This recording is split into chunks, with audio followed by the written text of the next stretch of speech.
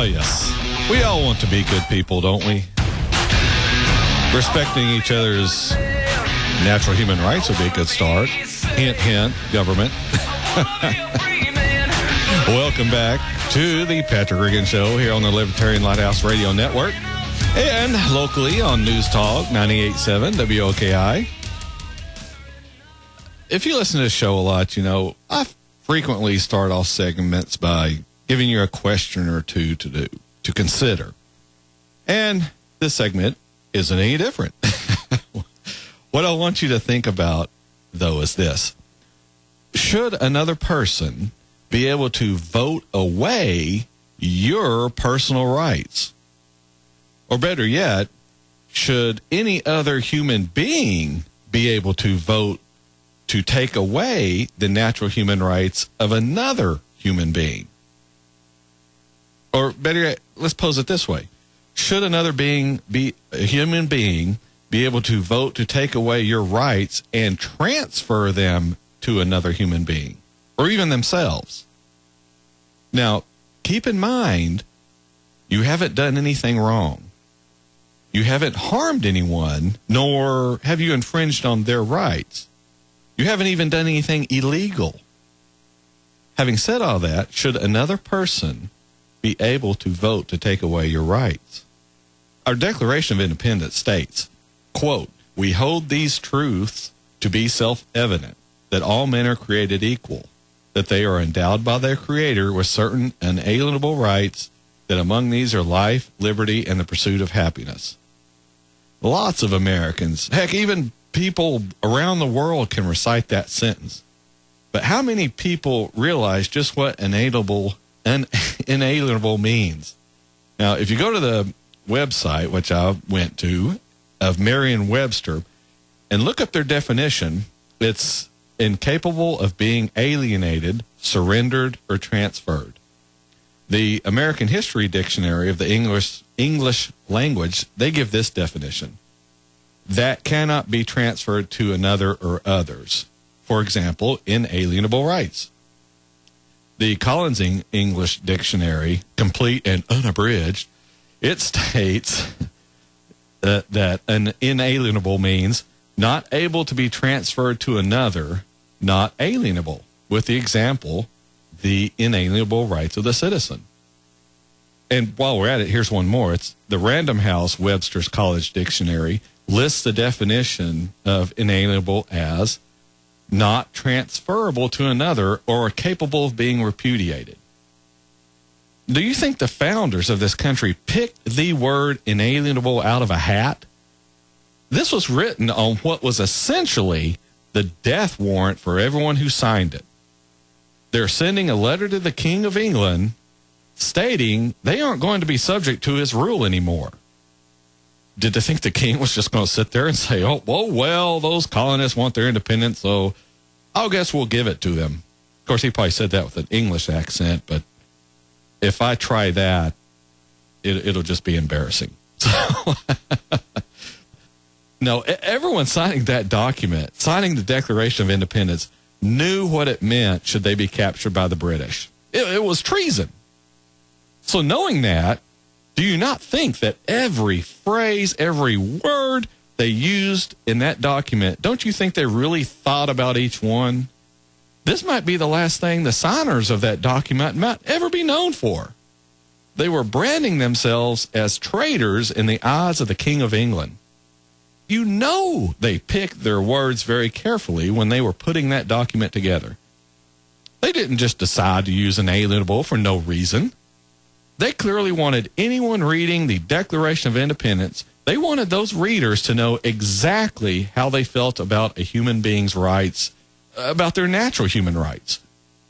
They wrote inalienable because they knew these rights were inseparable from the human being to which they were associated. You can't renounce them. You can't repudiate them.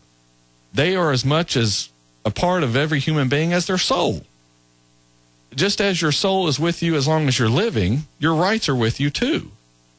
When they die, or when you die, they die. When you're alive, they're alive. They go wherever you go. You can't separate yourselves from them. Now, having said all that, let me modify that last question. Is it even possible that another human being is able to vote to take away your rights and transfer them to another human being or even themselves? Let me give you a good real-life example. Let's say you've been charged with a crime. Now, everyone's seen on TV, the police read you your Miranda rights before questioning you about a crime you're suspected of committing. You have the right to remain silent. Anything you say can and will be used against you in the court of law. You have the right to consult an attorney before speaking to the police and have an attorney present during questioning. We've all seen that on television. So you're sitting in the interview room, and in walks the investigator and 9 other police officers. The investigator says, "Hey, we believe in democracy in America, so we're going to take a vote on whether you have to talk to us or not." So he says, "All in favor?" All 9 police officers raise their hands. He says, "All opposed?" And you raise your hand. Well, sorry, you've been outvoted. You no longer have any choice. You have to speak to the police. You see how that's all nice and democratic? We let the people speak. We let the people have a say in how that interview is going to proceed. Isn't that wonderful how we do things like that in a democracy? Isn't that the way things should run in our country? If the majority of people vote for something, then we should just do it, right? Do you see how the rights of the minority can easily get trampled? This is what's happening in our country today, except the rights of everyone are getting trampled by the government. It isn't just the minority in this country, it's everyone. If 9 police officers voting to take away your right to remain silent isn't fair, then 535 congressional representatives, or however many may vote for a piece of unconstitutional legislation, them voting to take away one of your rights, that isn't fair either. But Patrick, no one is taking away my right to be silent. That's just because you haven't been labeled a terrorist yet, domestic or otherwise. The president has the power through the NDAA to label someone a terrorist, and out the window go your rights. But most people aren't going to have that happen. So let's look at an example that hits just about everyone. Let's say you have a job and you work really hard for your paycheck. You have an arrogant boss who doesn't appreciate you. You have some coworkers who you don't get along with too well. And to top it all off, you didn't get that raise you wanted. But you still get up and go to work every day because you have bills to pay. Now, if Congress voted to take part of your paycheck, that money you're working so hard for, if they vote to take some of that money and give it to another person, is that fair to you? Doesn't matter if you want to or not. Doesn't matter if this other person has a job already. Nothing matters except the government has decided to deprive you of your right to the benefits of your own hard work. Because of the money the government is taking out of your paycheck, you can't go on vacation this year. You can't buy that big screen television. If you want some perspective on this, just look at that line on your paycheck that shows how much year to date the government has taken out of your paycheck. But I get all that back in my refund. Yeah, but what if you didn't? What if you didn't get any of that back and in fact still owed the government more, which is a lot of taxpayers do? Would that be fair? Of course not. And it isn't fair to you to have your money taken in that way. If it isn't fair against you personally, then it isn't fair to anyone else. I don't care how much money they're making. I don't care if they're rich already. If something isn't the right thing to do, then it isn't the right thing to do.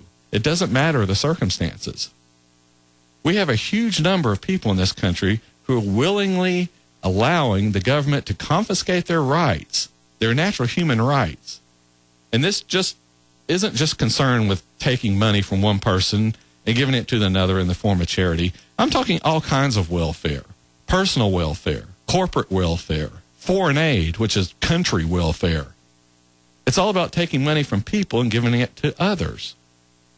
You have all these protesters who yell and scream about corporate welfare, but have no problem with personal welfare.